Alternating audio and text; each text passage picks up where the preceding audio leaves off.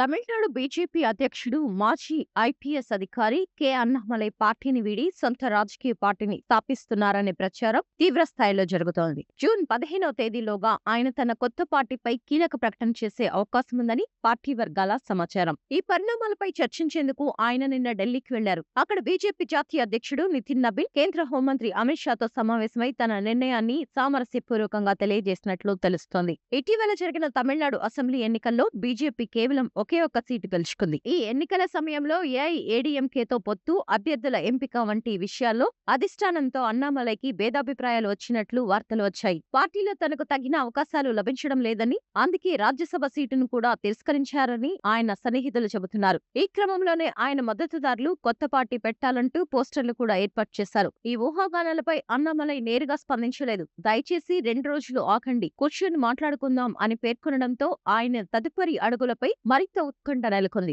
The leaders అనే స్వచ్ఛంద సంస్థ ద్వారా ప్రజల్లోకి వెళ్తూ ద్రవిడ 2.0 పేరుతో లౌకిక ప్రాంతీయ పార్టీని ఏర్పాటు చేయాలని అన్నామలై యోచిస్తున్నట్లు సమాచారం. అయితే ఆయన రాజీనామా వార్తలపై బీజేపీ అధిష్టానం నుంచి ఇంతవరకు ఎలాంటి అధికారిక ప్రకటన వెలువడలేదు.